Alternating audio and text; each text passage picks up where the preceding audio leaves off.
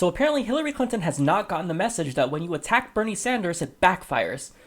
I've been saying it all along. I've showed you demonstrably how her attacks have harmed her campaign, but nonetheless, she's still going ahead and attacking Bernie Sanders directly. So in a new ad, it features some new covert attacks on Bernie Sanders that are outright falsifications.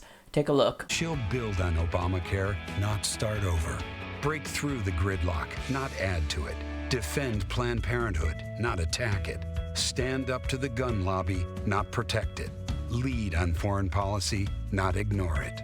Okay, so I want to revisit these. She'll build on Obamacare, not start over.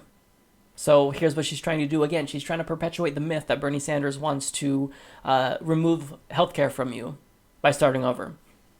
Again, she will defend Planned Parenthood, not attack it. Yes, because Bernie Sanders has attacked Planned Parenthood. He hasn't stated that he wants to defend Planned Parenthood. He's attacked it because he said that the board of directors and the president of Planned Parenthood are establishment. What an attack. She says she'll stand up to the gun lobby, not protect it. Of course, Bernie Sanders, I mean, look at him sitting there protecting the gun lobby. You know, it isn't the case that he actually lost an election because of his stance on wanting to ban automatic assault rifles, right? That's not true. Let's forget about that. He wants to actually protect the gun lobby. Really? Now also, she'll lead on foreign policy, not ignore it. Oh, you'll lead on foreign policy, kind of like the way that you led when you decided to invade Iraq. Kind of like the way that you led when you were Secretary of State and you wanted to overthrow the president of Libya, Gaddafi. Look at what's happening there now. ISIS is now taking hold in Libya. It's basically a failed state. So here's what happens. When Hillary Clinton leads on foreign policy, we know what happens. And here she is. She's wanting to lead again by instituting a Republican plan, a Syrian no-fly zone, so that way she can tell Russia and Iran, you can't enter this area. And if you do, I'm going to shoot down your planes, thus escalating tension with Russia. Really? That's what you call leadership? But Bernie Sanders does not ignore foreign policy. He's given you his specific plan on how he wants to attack ISIS. It's the only plan in the entire field of presidential candidates, with the exception of Martin O'Malley's, that's actually sane. That's not ludicrous. So we know what you mean by lead, Hillary Clinton. We know that those defense contractors are going to give you money to start more wars and intervene in foreign countries. And that's what you call leadership. That's not what I call leadership. So look, people will say, Mike, you're just too hard on Hillary Clinton. This isn't about, good versus evil. And look, I agree with that. I don't think Hillary Clinton is evil. I don't hate Hillary Clinton. But what this is about, what this campaign has been about, is moral versus amoral. Because there's evidence for that. See, Bernie Sanders is looking out for the little guy. Hillary Clinton has done things that proves that she just doesn't have a moral compass. She puts profit in her donors' interests above human beings. So case in point, she sold fracking to the world when she was Secretary of State.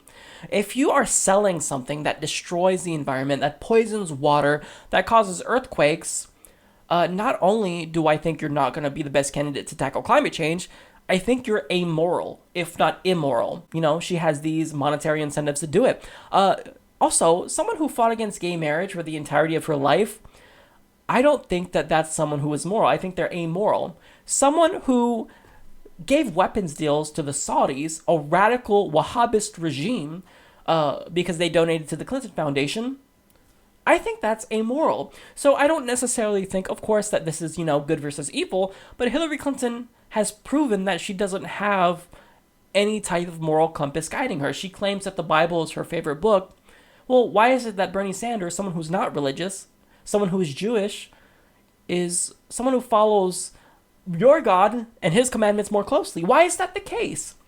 See, what this is really about is a battle for the heart and soul of the American Democratic Party. If you go with Hillary Clinton, you're not only going to disenfranchise voters and get less and less younger people to turn out, but you're going to ruin your chances of winning that White House. You're going to ruin your chances of ever taking back the Senate, because we're going to get so disenfranchised that we are just going to check out.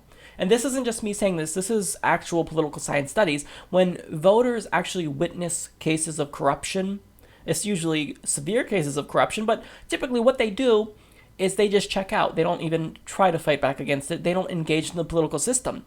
That is not healthy for democracy. That's just not healthy. So either you can choose to help your party or harm your party by going with Hillary Clinton. So this is just a terrible attack on Bernie Sanders, and Hillary Clinton, she has to cut it out, but she's not. And I'm not mad at her for doing these attacks, because every time she does it, she helps Bernie Sanders, so keep it up. But just know that every time you do this, I will come out and I will rebuke these attacks because they're not true, and I don't want misinformation to permeate throughout society. There's already enough that the corporate media is doing, and you don't have to contribute to it, Hillary Clinton.